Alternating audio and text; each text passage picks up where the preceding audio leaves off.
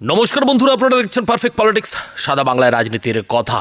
বন্ধুরা, আগের ভিডিওতেই আপনাদের জানিয়েছি যে এই মুহূর্তে কলকাতার বুকে ইডি রীতিমতো তৎপর হয়ে উঠেছে। ইডির ডিরেক্টর রাহুল নবীন কলকাতায় পৌঁছে এখন বৈঠকের পর বৈঠক করছেন। আর সেই যে সেই বৈঠক নিয়ে একটু ঘেটে ঘুটে যখন জানা গেল যে কি ধরনের বৈঠক তিনি করছেন, তখনই কোথাও যেন মনে হচ্ছে যে ইডির ডিরেক্টর রাহুল নবীন এমনি এমনি কলকাতা আসেননি। তিনি এমনি এমনি কলকাতার সিজিও কমপ্লেক্সে বসে একের পর এক বৈঠক করছেন না। তিনি এমনি এমনি 3 দিনের জন্য দিল্লির সব কিছু ছেড়ে পশ্চিমবঙ্গে আসেননি। এতটুকু শোনার পর অনেকেই হয়তো ভাববেন যে হ্যাঁ, ওই যে মমতা বন্দ্যোপাধ্যায়ের সঙ্গে ইডির ঝামেলা, যেভাবে প্রতীক জৈনের বাড়িতে গিয়ে মমতা বন্দ্যোপাধ্যায় মোবাইল, ল্যাপটপ, তারপরে সবুজ ফাইল কেড়ে নিয়েছিলেন, সেই মামলার তথ্য বিশদে জানতেই হয়তো ইডির ডিরেক্টর কলকাতায় এসছেন, রাহুল নবীন কলকাতায় পা রেখেছেন। কথাটা ঠিকই, কিন্তু ইডি সূত্রে যেটা খবর পাওয়া যাচ্ছে যে কথাটা ঠিক হলেও এখানেই গল্পটা শেষ হচ্ছে না। গল্পটা শেষ হচ্ছে না কিভাবে বন্ধুরা, একবার ভেবে দেখুন। এই রাহুল নবীনকে কেন্দ্রীয় স্বরাষ্ট্র মন্ত্রক জেড ক্যাটাগরির সিকিউরিটি দিয়ে কলকাতা পাঠিয়েছে। এমনিতেই ইডির ডিরেক্টরের জেড ক্যাটাগরির সিকিউরিটি পাওয়ার কথা নয়, কিন্তু কেন্দ্রীয় স্বরাষ্ট্র মন্ত্রক এইবার ইডির এই ডিরেক্টরকে জেড ক্যাটাগরির সিকিউরিটি দিয়ে কলকাতায় পাঠিয়েছে। আর কেন্দ্রীয় স্বরাষ্ট্র মন্ত্রক কার অধীনে? বন্ধুরা, আপনারা জানেন যে কেন্দ্রীয় স্বরাষ্ট্র মন্ত্রক অমিত শাহর অধীনে, যে অমিত শাহকে নিয়ে মমতা বন্দ্যোপাধ্যায় কিংবা অভিষেক বন্দ্যোপাধ্যায়দের এই মুহূর্তে সব থেকে বেশি অ্যালার্জি। সব থেকে বেশি এই মুহূর্তে মমতা অভিষেকরা যাকে দেখে আতঙ্কিত হন, তিনিই হচ্ছেন অমিত শাহ।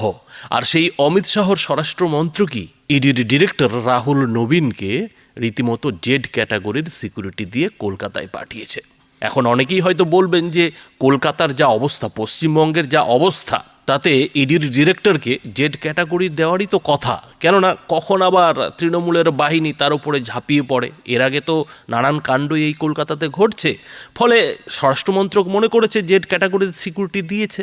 কিন্তু বন্ধুরা, আরও একটু যদি ব্যাপারটা তলিয়ে দেখা যায়, তাহলে কিন্তু এই যে রাহুল নবীনের জেড ক্যাটাগরির সিকিউরিটি, সেটা যে শুধুমাত্র এমনি এমনি নয়, সেটা বেশ বোঝা যায়। কেননা চাইলে তো কেন্দ্র এই রাহুল নবীনের সিকিউরিটি কেন্দ্রীয় বাহিনীকে দিয়েই করাতে পারত, কিন্তু জেড ক্যাটাগরির সিকিউরিটি, অভিষেক বন্দ্যোপাধ্যায় যে সিকিউরিটি নিয়ে ঘুরে বেড়ান, মমতা বন্দ্যোপাধ্যায় যে সিকিউরিটি নিয়ে ঘুরে বেড়ান, সেই সিকিউরিটি এই ইডির ডিরেক্টরকে এবার দেওয়া হয়েছে, এবং শুধুমাত্র 2-3 দিনের জন্যই কিন্তু দেওয়া হয়েছে।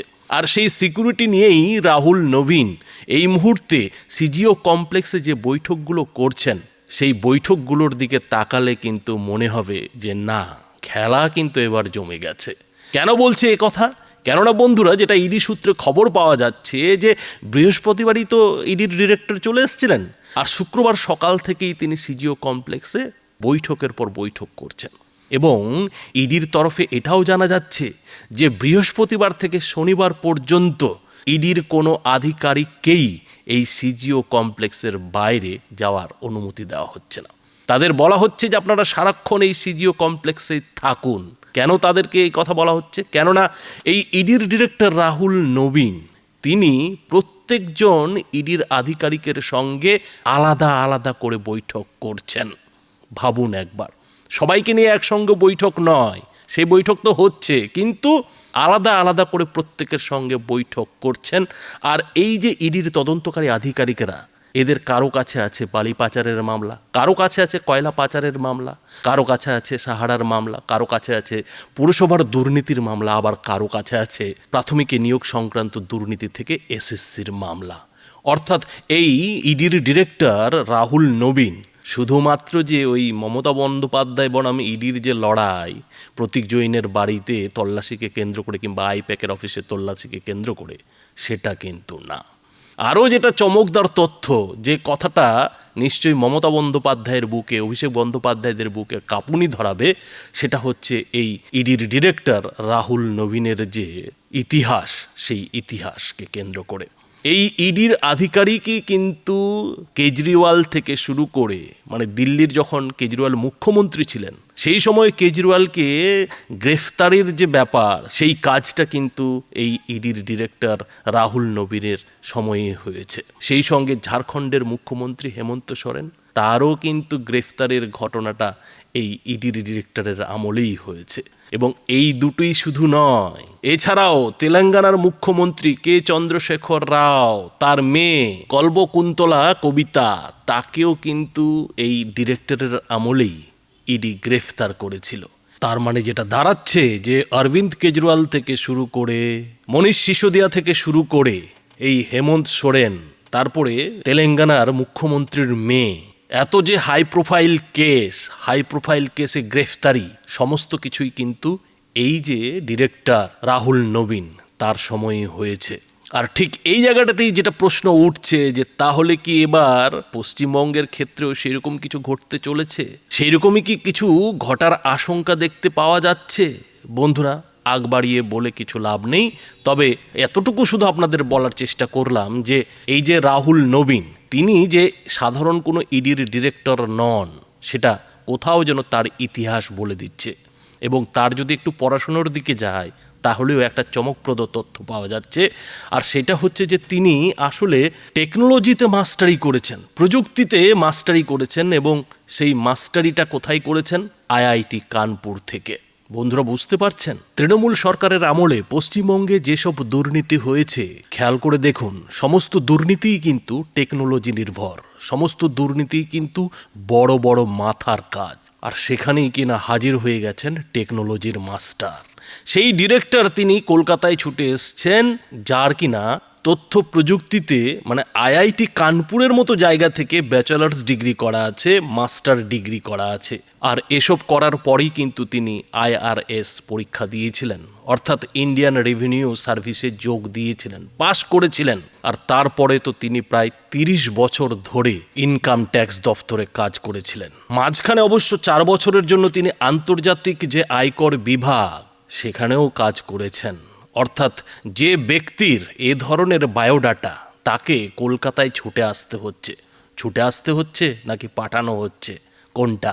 ফলে বন্ধুরা, বুঝতে পারছেন যে তৃণমূল নেত্রী কিংবা তৃণমূলের নাম্বার 2 এই মুহূর্তে কোন চাপে রয়েছেন, কী ধরনের মানসিক চাপে তারা রয়েছেন, এবং সেই মানসিক চাপটা কিন্তু মুখ দিয়ে বেরিয়েও পড়ছে।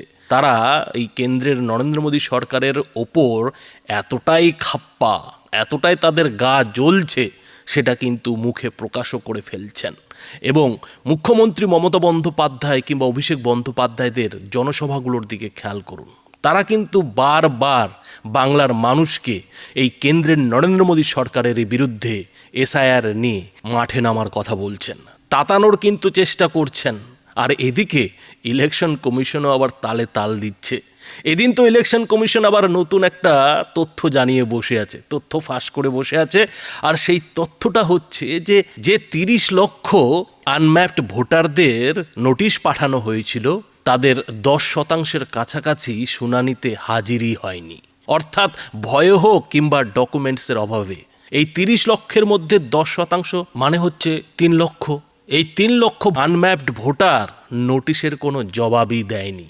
তার মানে এই 3 লক্ষ ভোটার তাহলে আরও বাদ পড়তে চলেছে।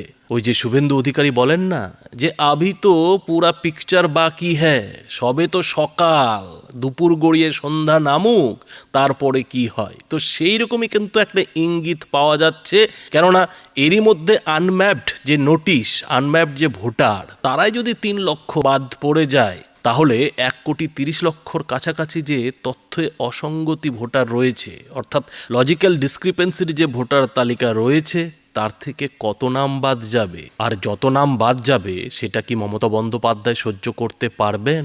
মমতা বন্দ্যোপাধ্যায় কি 26-এর বিধানসভা ভোটে সেই সব ভোটারদের বাদ দিয়ে জিততে পারবেন? প্রশ্নটা কিন্তু উঠছে। এবং তার থেকেও যেটা বড় প্রশ্ন উঠছে যে ইডি যদি আবার ভোটের আগে জেগে ওঠে, 26-এর বিধানসভা ভোটের আগে যদি সক্রিয় হয়ে ওঠে, যদি কয়লা পাচার থেকে শুরু করে গরু পাচার সমস্ত কিছুতেই থাবা বসাতে শুরু করে, আবার যদি রেড করতে শুরু করে, তাহলে মমতা বন্দ্যোপাধ্যায় কোন দিকে সামাল দেবেন, কোন কুল রক্ষা করবেন? শেষ পর্যন্ত 2 কুল রক্ষা করতে গিয়ে জলের মাঝখানে ছপাং হয়ে পড়ে যাবেন না তো? প্রশ্নটা কিন্তু উঠছে। আর এর সমস্ত কিছুর পেছনেই কি অমিত শাহর খেলা রয়েছে? কেননা ওই যে শুরুতেই বললাম যে অমিত শাহ কিন্তু এই ইডির ডিরেক্টর রাহুল নবীনজিকে একেবারে ঢাল তলোয়ার দিয়ে সাজিয়ে পাঠিয়ে দিয়েছে। তো বন্ধুরা, আপনারা কি বলবেন? আপনাদের মতামত অবশ্যই এই ভিডিওটির নিচে কমেন্ট বক্সে লিখে জানাবেন। ধন্যবাদ।